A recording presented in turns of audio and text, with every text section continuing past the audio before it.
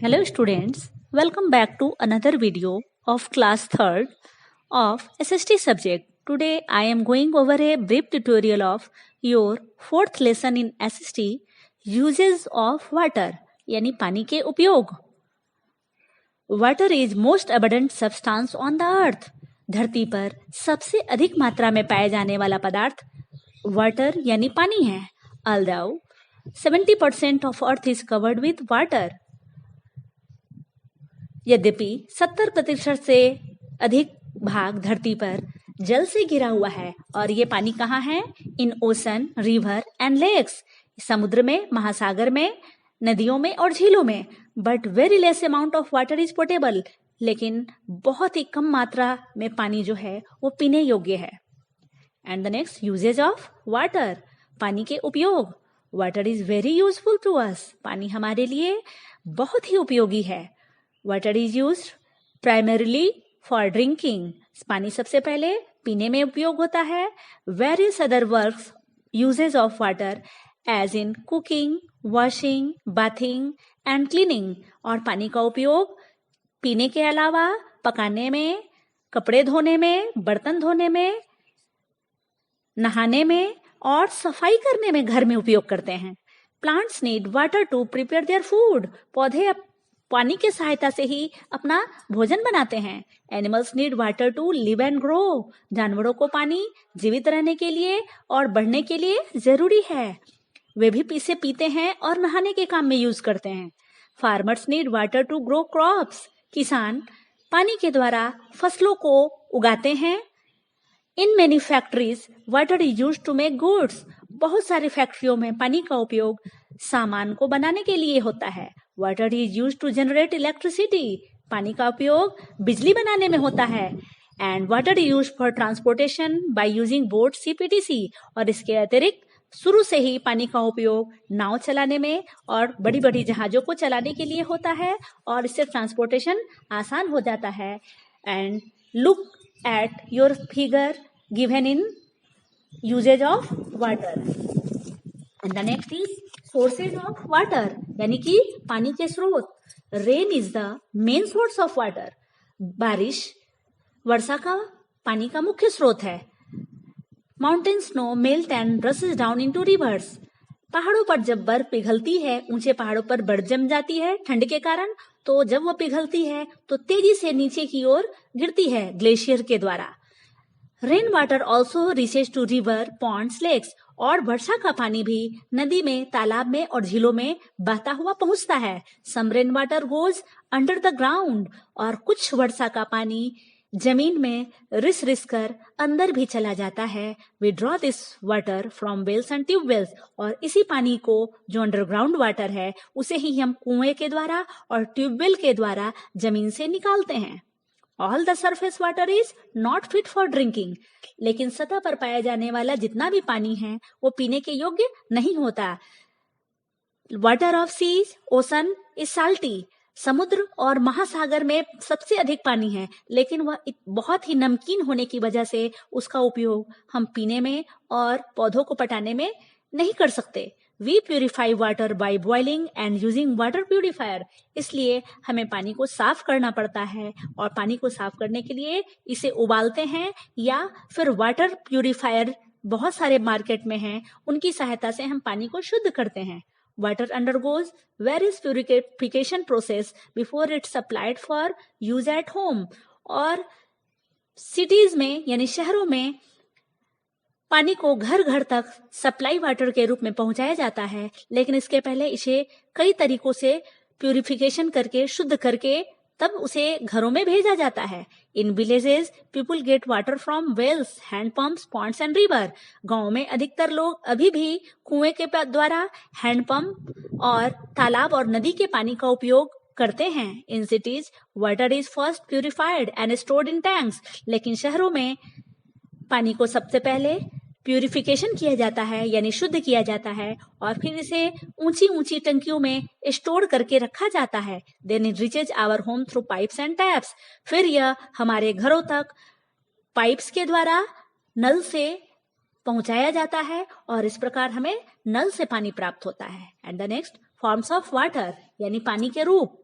Water exist in 3 forms. पानी 3 रूपों में पाया जाता है। सॉलिड एज आइस यानी ठोस के रूप में, जमा हुआ बर्फ के रूप में। लिक्विड एज वाटर यानी द्रव तरल के रूप में, पानी के रूप में। गैस के रूप में एज वाटर वेपर और स्टीम। जब पानी को गर्म किया जाता है तो ये गैस में बदल जाती है, जिसे वाटर वेपर या भाप कहते हैं। Normally water remains in liquid form and is tasteless, colourless and odourless. प्रायः जो पानी धरती पर पाया जाता है वो लिक्विड रूप में पाया जाता है, तरल रूप में पाया जाता है, और यह पानी स्वादहीन, रंगहीन और गंधहीन होती है। यानी इसका ये ट्रांसपेरेंट होता है, इसमें किसी भी प्रकार का रंग, गंध या स्वाद नहीं होता। आइस इज फ्रोजन वाटर, और बर्फ जो है वो जमा हुआ पानी ही है। अधिक ठंडा करने पर पानी बर्फ के रूप में बदल जाता है। And the next topic is shortage of water यानी पानी की कमी। Without water life would not be possible. बिना पानी के जीवन संभव नहीं है। इन मेनी विलेजेस और cities people suffer from storage shortage of water. बहुत सारे गांवों में और शहरों में, भारत के और दुनिया के विभिन्न देशों में लोग पानी की कमी से जूझ रहे हैं। People have to bring water from far aways area. जैसा कि आप फिगर में देख रहे हैं, लोगों को बहुत दूर दूर तक पानी की खोज में दूर दूर के क्षेत्रों में जाना पड़ता है। Shortage of water can also lead to drought, और जब पानी की कमी हो जाती है यानी कई सालों तक अच्छी बारिश नहीं होती है तो वहां अकाल की स्थिति उत्पन्न हो जाती है। We should avoid wastage of water, इसलिए हमें पानी की बर्बादी को रोकना होगा। While brushing, bathing and doing other work, जब हम ब्रश कर रहे हों, नहा रहे हों या कोई भी दूसरा काम कर रहे हो तो वहां अतिरिक्त पानी को बहाना नहीं चाहिए। काम करते वक्त हमें पानी को बचाने के लिए सावधानी बरतनी चाहिए। And the saving water, saving water यानी पानी को बचाना। We should save every drop of water which can be use later. हमें पानी की प्रत्येक बूंद को बचाना चाहिए और बाद में, ताकि इसका हम उपयोग कर सके। Rain water can be stored in underground tanks और wells and can be use later for cleaning, gardening and even drinking after filtration. वर्षा के पानी को भी हम जमा करके टंकियों में रख सकते हैं या कुओं में रख सकते हैं। जो विशेष प्रकार के कुएं बनाए जाते हैं रेन वाटर को कलेक्ट करने के लिए, और बाद में उसका उपयोग साफ सफाई करने में, गार्डनिंग यानी बागवानी करने में, यहाँ तक कि अगर उसे फिल्टर कर दिया जाए तो उसका उपयोग हम पीने में भी कर सकते हैं। Storing rain water and reusing is known as rain water harvesting. इस तरह वर्षा के पानी को जमा करना और पुनः इसका उपयोग करना रेन वाटर हार्वेस्टिंग कहलाता है।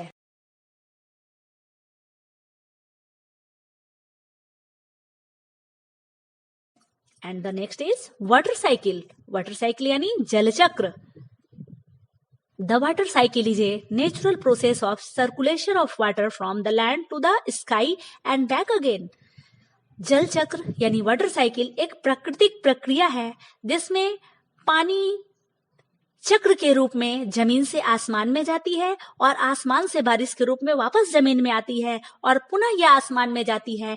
इसीलिए इसे वाटर साइकिल या जल चक्र कहते हैं। In this process water of water bodies like rivers, seas and ocean get heated by the sun and forms water vapor.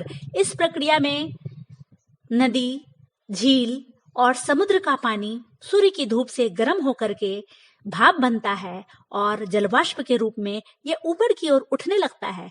This water vapor rises up in the air and gets cool. और जब यह भाप आकाश में, हवा में ऊपर की ओर उठता है तो यह धीरे धीरे ठंडा होने लगता है एंड फॉर्म क्लाउड्स। और बहुत अधिक ऊंचाई पर जाने के बाद ये वाटर वेपर पुनः जमकर क्लाउड्स यानी नन्ही नन्ही बूंदों के रूप में एक साथ मिल जाने पर बादल का निर्माण करते हैं। When clouds become heavy, the water falls down as rain. और जब बादल में पर्याप्त मात्रा में पानी जमा हो जाता है और यह भारी होने लगता है तो यह बारिश के रूप में पुनः धरती पर गिरने लगता है।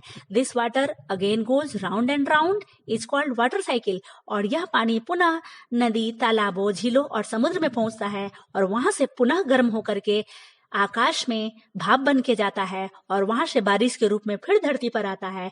इस तरह से प्रकृति में यह चक्र लगातार चलता रहता है, जिसे वाटर साइकिल कहते हैं।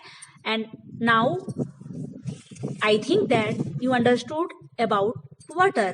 That's all. Thank you.